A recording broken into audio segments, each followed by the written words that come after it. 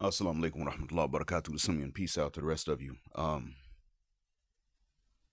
As I start this one, I seek Allah's refuge from deceiving and being deceived, misleading and being misled, and oppressing and being oppressed. And it's with that in mind that I even start this message for you. Um, the issue with a new Black Panther movie, which would be entertainment, is the discussion that the studio was having with Aaron Pierre to play the role of Black Panther, and everybody sitting up and saying, "Well, so what? Beige Panther? Beige Panther is the new theme now, Exotic Panther," and this goes into a lot. It does leave a lot to unpack, but the problem is that it leaves a lot to unpack because of reasons that should not have existed. And some would say, well, how is this one going to make it into a religious playlist? But this is the issue here. And I talked about this before when the Golden Sphere was attempting to take off and set up a community with its own location, somewhere, a physical location where they could move in and live with each other and have their own communities, self sustaining. And I told them that you're going to have to be aware of the gender war in the community that you have determined does not want you. You would have to be aware of taking that gender war with you. You don't want to do it. And it was already too late. By the time I warned the masses, and I told the community, I told that particular online community, if what you were looking for is a location where you can live with each other and you're going to treat each other fairly and you're going to be safe, then okay, so be it. I didn't debate with them about whether they wanted to continue living as part of the wider African American community or if they did not. I simply said, if you're going to form your own, then what's important is that you are safe and you're treated fairly. And I let them know I'm Muslim and I'm not here to try to further divide um, any community that's already at a disadvantage and that has been divided. But when you start thinking about how any diasporan black community is divided, it is largely along the lines of shade that for people first start thinking shade and then class, socioeconomic class. But the discussion would turn to things like media representation. And I would say to them that media representation is not really what this is about. That's not really what's going to determine the quality of their lives overnight. I stated this for them because media representation is it's really nothing but entertainment. And why this is in a religious playlist is because in not only my religion, but in the religion of many of you in the audience, whether you are church going or whether you are Israelite, you have to understand, same way that we have to understand, that media representation in the devil's media is not going to be fair. I'm not sure that you have to think about who owns it. They're not really concerned with doing justice to any group of people, even to themselves. It's media. It's fiction for the most part, like Black Panther is a fiction. And this is not something that is worth the attention of really any group of people, even including ours. We don't need to be worried about the complexion of the leading actor in a movie like Black Panther if we're going to remember that it is fiction and also remember that we're not the ones that we literally, all puns intended, we don't set the tone for what is going to be shown in a movie theater anyway yet. Now, Ryan Coogler does to a certain extent. Michael B. Jordan does. But this is entertainment. This is not really about real life. It is just about the entertainment you experience in your real life. The real issue is going to be, what are you going through and what are you putting others through in real life every day? In real life, people do face discrimination. They're based on shade, based on socioeconomic class, based on outright race, based on accent. People discriminate against each other in real life every day. And most of you are going to experience discrimination at various frequencies. Some of you a few times a year, others of you are going to experience it several times in a week. This is really what is more important than just the next movie that is a fiction any mother cuss word way. And the fact that there are studios that are willing to take actors who do not resemble the roles they are playing tells you that they don't really give a rat's behind, or if they do, they give a rat's behind in order to deceive you. Now, when I said what the solution is for black folks, which is a solution for people in general if they're going to apply it, I said it largely because of a pattern that repeats itself. You see people who are not serious about that solution or who don't have it at all getting caught up in things that aren't. They do what's called majoring in the minors and minoring in the majors. There are Muslims that do that. A lot of Muslims in the West make this mistake of getting caught up in what is minor and then making minor that which is major. This is a well, that's a major issue for many groups of people. So if we were going to actually implement a solution, the solution would have to include the understanding that entertainment is not something over which to argue, let alone to fight.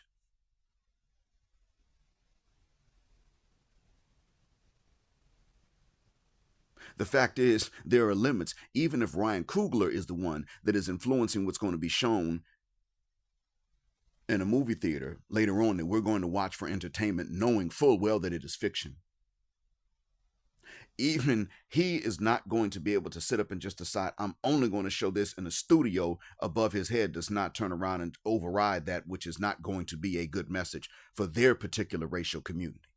And they're not, make no mistake about it, they're not going to allow that.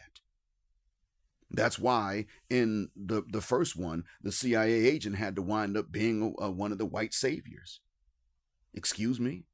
That's why Killmonger, whose political stance was completely 100% morally right, whoever is oppressed now gets a chance to fight back to free themselves.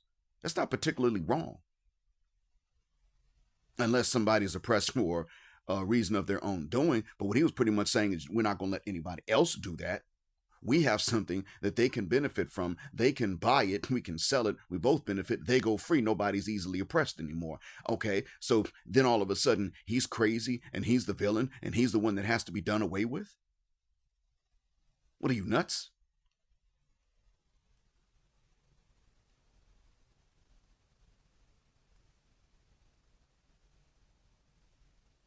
You see, even if you're really going to sit and think about this, and you should do it at a time when you got free time and emotional control, if things like this are really going to be worth the debate and the consideration and the time that we take and spend on them, then here's what you would sit back and think. What moral message does an immoral society not want to be put on that silver screen if that screen is so important and the contents of the movies are so important? Okay, well, then what is the moral message that they are going to try to shut down? Okay, well, stop oppressing. If you got to skip a few meals and wear some bargain brand clothes so as to not oppress somebody else, don't oppress them. Skip some meal, wear the bargain brand clothes. Now that's a hell of a message to tell people.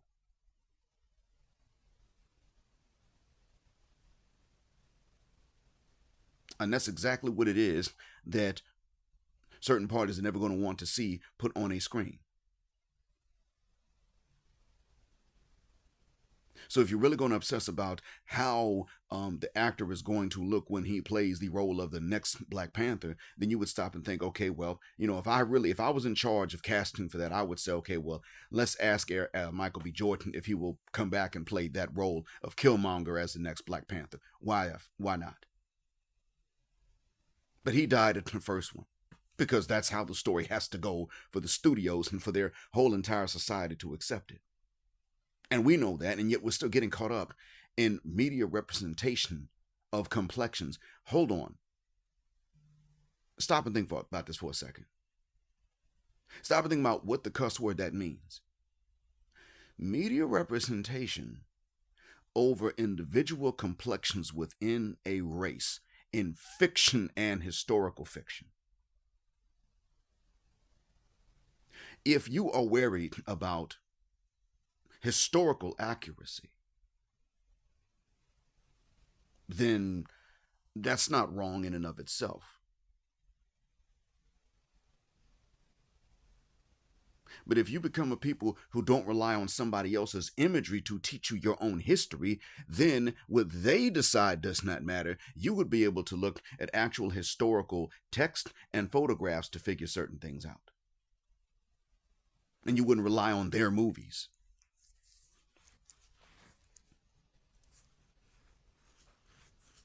And some people like to say, well, you're not with the NOI anyway. And his message was do for self, and you wanted them fake Muslims that follows behind the pale Arabs. Some of you would say stuff like that. But in reality, whether you are with the NOI, which is a different religion, nothing personal about it, it's just the rules, or whether you are Orthodox Sunni and you're among the African American population Muslims, either way, you've already believed in self-determination, doing for self. If you believe in self-determination, doing for self, then you understand that you can't simply rely on some other community that has a history of not treating anybody else fairly, even its own neighbors, even societies where the people look like them fairly, to turn around and then properly paint pictures for you because you're too lazy to go through historical photos and read historical text. You have no business looking at the Malcolm X movie that Spike Lee made when he had to go through bigger studios to get the movie out there, which is not his fault, if you are too lazy to read the autobiography of Malcolm X written in his own mother cuss word words. Some would say, well, no, Alex Haley changed things. Maybe, maybe not. We don't know. But we know that you couldn't put the whole autobiography inside that movie. Spike Lee didn't even lie about that. He never lied and said we could put everything in there. He couldn't. There wasn't room enough for that. And this is something that we as Muslims have already been taught. I'm not saying that we've always followed that, but we've been taught that. And this is why I keep saying to us to not only sit up and look at whether the solution is what someone else at a mosque who's not really well educated thinks it is, but rather to look at what the actual solution I told you is the solution. That's why I said this a long time ago. Check with an actual scholar who does care about the plight of our people, and then ask them, is this even worth our time to sit up and debate about? The complexion of an actor in depicting a fictitious character, when in fact you can even go to the continent, and in the East and in the South, you would actually find various shades anyway. And even in some parts of the West, you would find it. So even in reality, it's not that big of a deal, but we still have to stop and think about, are we even putting our attention into the right thing? See, it's not wrong that we are not going to let some other group of people come along and try to always favor a particular phenotype from amongst us. It's okay to sit up and say, well, we're not going to let you all make the decision that only these of us can represent the rest of us. It's okay to tell another group of people that. I mean, you don't even think in your head that you're going to go up to people from India's diaspora's communities or India itself and say to them, hey, listen, we're going to choose who you use to represent yourselves to us. You wouldn't think of that. If they want to take the most negatively stereotypical bad example of themselves to represent themselves, and that's what they choose, you would sit up and say, you chose that representation. We're not going to argue with you about that. You chose the most obnoxious, rude, and functified person, as if you were defining your representation based on your enemy's negative stereotypes of yourself. We will not argue. Okay, fair enough. Well, see, because you would take that attitude, this means you have every right to turn around and tell some other group of people, listen, you don't get to determine this. But by the same token, you can't sit up and wait on them to decide that they're going to use all of their institutions to represent you based on how you want to be represented. Entertainment is a part of human life. I don't knock people for liking entertainment, but getting caught up in entertainment and representation in entertainment is stupid. And this is the case whether we are Muslim. And if you are Christian and Israelite, you know that that's dumb even for y'all. And we don't agree on religion. If you're of that faith and I'm of my faith, we disagree on religion, but this is something that we understand as a basic part of character and maturity. And we ourselves as Muslims have been told not to obsess about stuff like that. But most mature people at some point would have known to not obsess about stuff like that. If we really apply what I told you was a solution, like you would apply medicine according to the instructions that are written on the prescription when you're treating an illness, then at some point you would find that you just don't even really obsess. You don't even think about this per se anymore without somebody bringing it to your attention.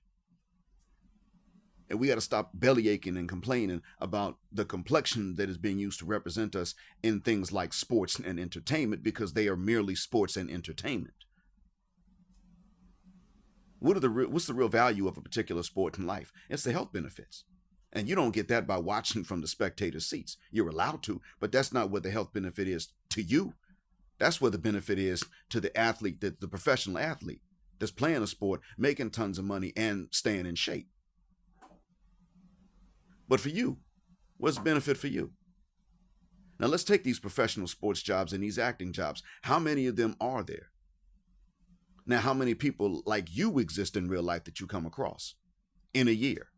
You're going to come across regular run-of-the-mill people like you and me in a month, really, that outnumber the Hollywood actors. Well, in a year, you certainly will come across the numbers that outnumber the Hollywood actors and all professional sports athletes in baseball, basketball, football, and soccer combined. And you want to sit up and waste time worrying about a complexion being used to represent you in sports and entertainment. What about engineering? What about medicine? What about education? What about inventions? We're also represented in these things.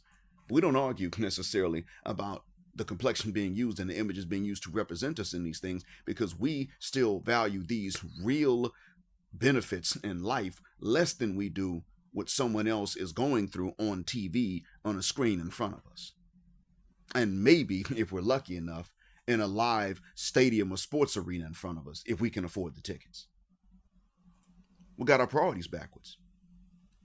I can tell you this because you know this without me saying it. I'm just reminding you. Any group of people that put their priorities backwards are always going to be disadvantaged and under somebody else's thumb. And that's going to lead and feed into the same cycle of being oppressed. And then because of the oppression, over prioritizing the minors and under prioritizing the majors, and then becoming easier to oppress again, and it becomes cyclical. But we're in that cycle. We're not the only race of people in that cycle, or the only ethnicity. This is happening to many groups of people around the world. I'm concerned mostly with us, but it's happening in many around the world. When I do my job, I have students that really obsess over 1 hour of their attendance being recorded, even though that doesn't go directly into their grade. But they don't give a rat's behind if they miss the information that I gave during that hour and write down the wrong thing on an exam until the exam time comes. Then they start asking questions that we're not allowed to answer because it's a test, because their priorities are backwards. And I have to tell them, until the day that your priorities are better, you're not going to excel. You're not going to get better really in any subject, the one I teach or anything else. I have to remind them of this. Other professors have to remind them of this. Stop asking us about your attendance when you are in a class that's already several leagues over your head, because you may have cheated to get into this class. You may not, but you're not ready for it, because you're not ready for the class that's prerequisite to the class we're teaching you at the time. We have to tell them all of this because their priorities are backwards.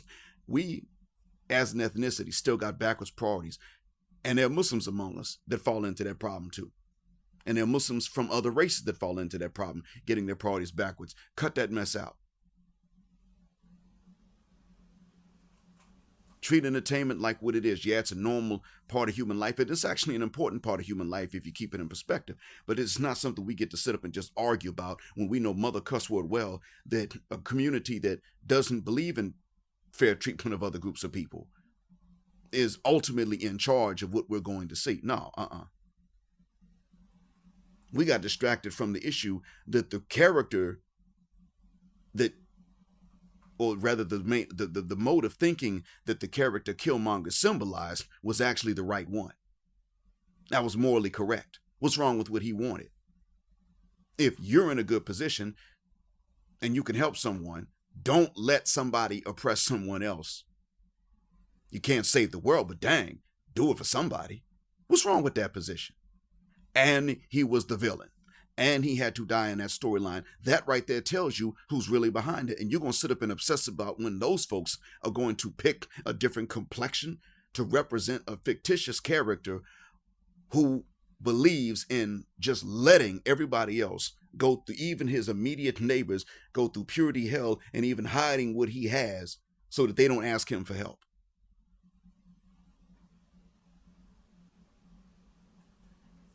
So that you can feel good that Wakanda exists in Hollywood.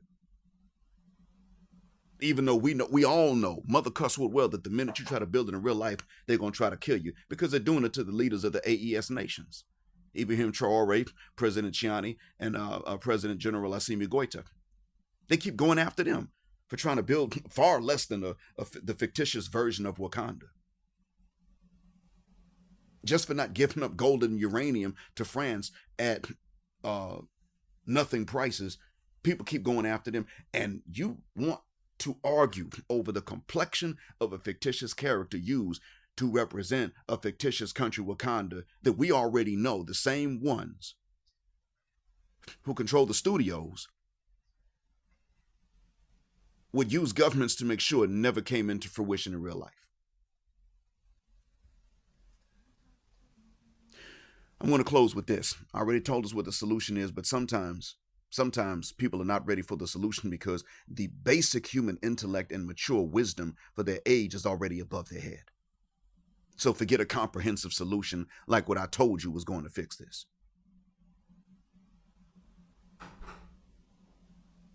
No wonder God won't help us. But I hope this message does. As always, thanks for listening.